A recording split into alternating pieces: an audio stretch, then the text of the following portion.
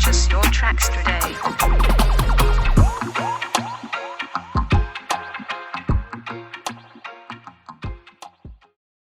Ulrich Awandjilo m'appelle, je suis vétérinaire.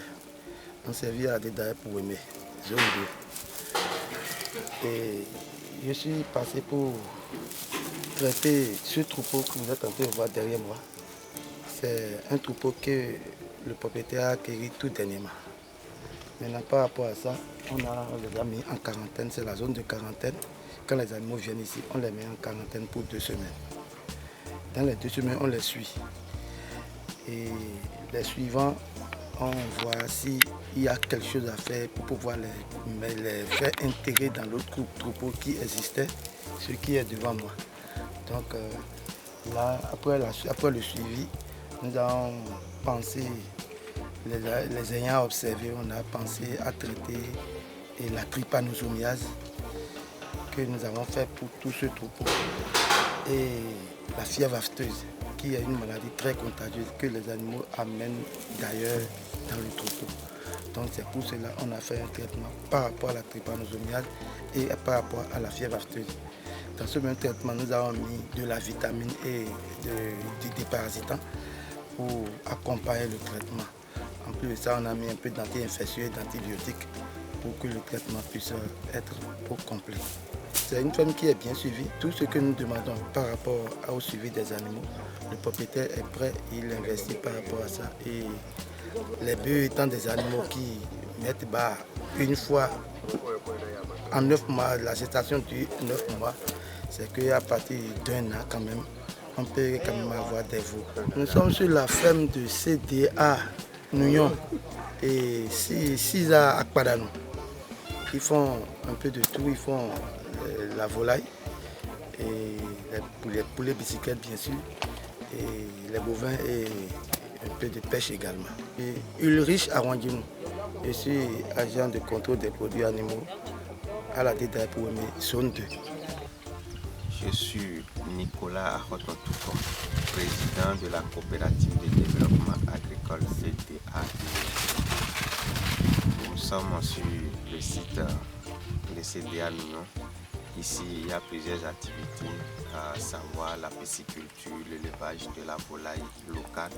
Quand nous parlons de la volaille locale, il y a le pigeon, il y a les poulets locaux, il y a la pintade et d'autres espèces purement locales. Et ici aussi, nous faisons du gros bétail, l'élevage du gros bétail, et c'est l'activité principale qui nous a même amené ici sur le site ce matin. Et nous avons reçu un troupeau, un lot de bœufs que nous avons mis en quarantaine, et aujourd'hui on doit faire un traitement avant de les mettre dans l'ancien troupeau. Donc c'est ce qui est fait aujourd'hui avec l'agent de contrôle des animaux de la direction départementale de l'agriculture de l'eau. Ici, nous sommes basés sur 2 espèces essentielles, sur 2 races essentielles.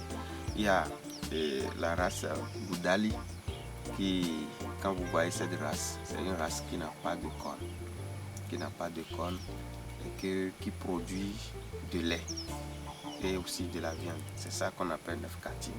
Et naturellement 9 quartiers, quand on dit dans notre jargon d'élevage 9 quartiers, ceux qui le savent, le savent déjà. Il y a la race Yakana. La race Yakana, c'est une race qui a 2 cornes. Et au niveau de Yakana, il y a 2 races. Mais nous avons choisi une race pour pouvoir produire énormément de lait et de la viande qu'on appelle cette Kati. Les bœufs sont suivis ici sur le site par 2 groupes. Il y a un groupe de vétérinaires.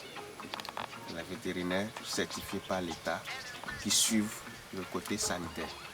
Il y a les peuls, c'est-à-dire les héritiers même de l'élevage de ces 2 races que nous avons, qui s'occupent de les accompagner au pâturage et de les suivre au pâturage et de traverser de la voie, les suivre d'une manière ou d'une autre durant toute la journée, puisque la durée de pâturage ça commence à partir de 10h à 17h30.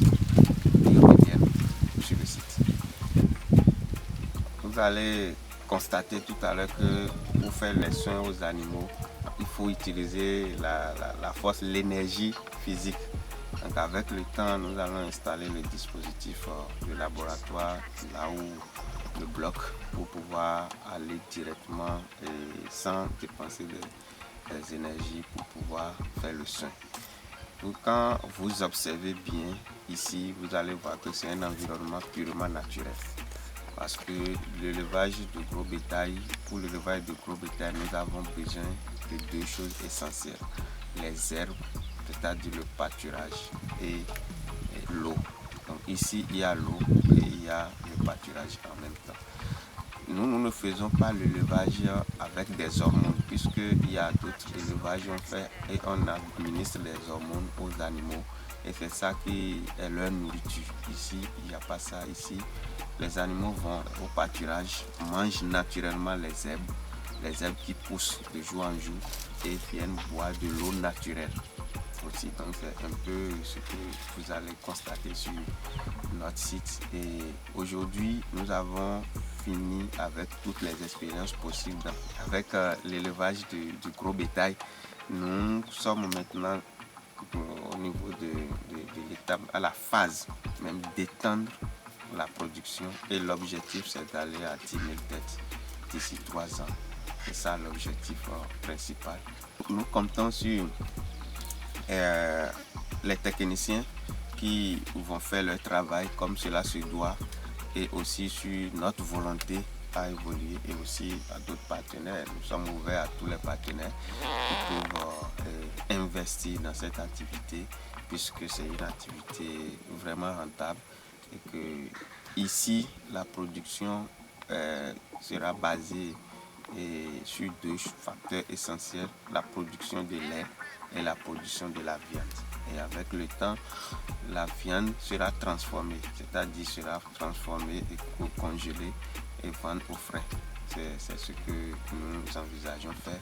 Le lait sera extrait et vendu de façon naturelle et aussi de façon conservée.